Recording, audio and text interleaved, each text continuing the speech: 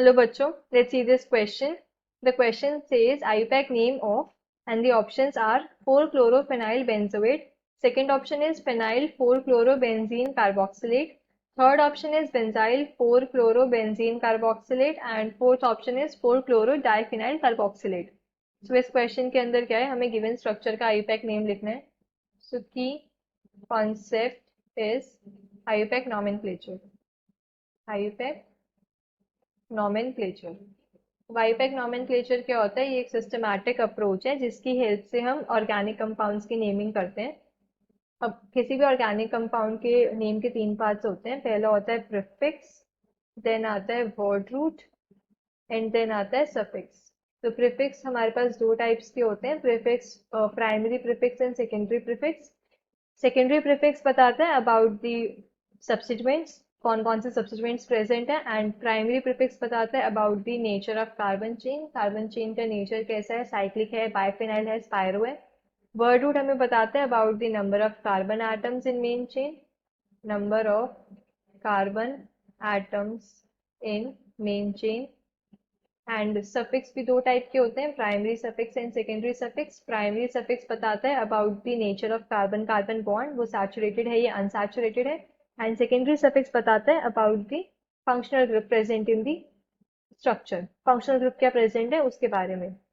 तब हमें क्या, ये एक गिवन मॉलिक्यूल है, मॉलिक्यूल क्या है, ये एस्टर गिवन है. अब एस्टर्स क्या होते हैं?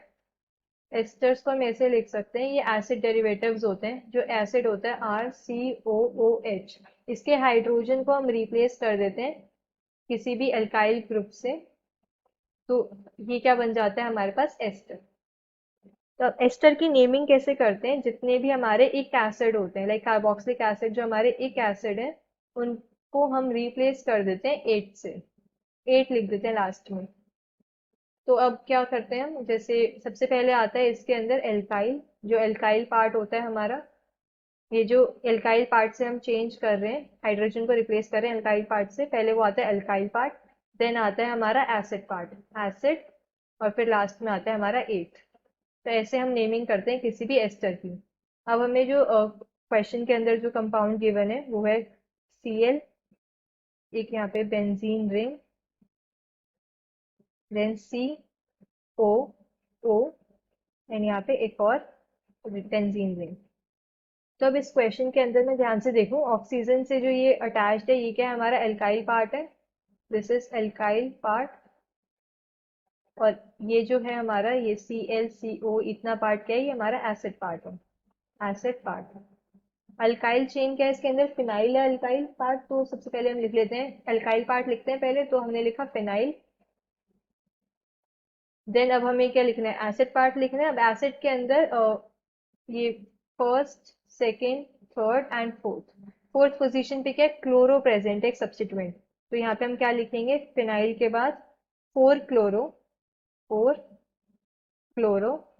अब ये क्या, कार्बोक्सिलिक एसिड है, बेंजीन कार्बोक्सिलिक एसिड है, तो हम लिखेंगे फिनाइल 4-क्लोरो बेंजीन कार्बोक्सी. अब कार्बोक्सिलिक लिखना है तो एक की जगह हम 8 लिखेंगे, बेंजीन कार्बोक्सिलेट, तो कार्बोक्सिलेट. तो ये हो गया हमारा IUPAC name of given molecule, phenyl 4-क्लोरो बेंजीन कार्बोक्सिलेट. अगर मैं ऑप्शंस में चेक करूं, फर्स्ट ऑप्शन इज 4-क्लोरो फिनाइल बेंजोएट, ये ऑप्शन इनकरेक्ट है. सेकेंड ऑप्शन है फिनाइल 4-क्लोरो बेंजीन कार्बोक्सिलेट, हमारा आंसर भी यही आया था, so this is the correct option. The final answer is option B. Hope you understood this well. Best of luck.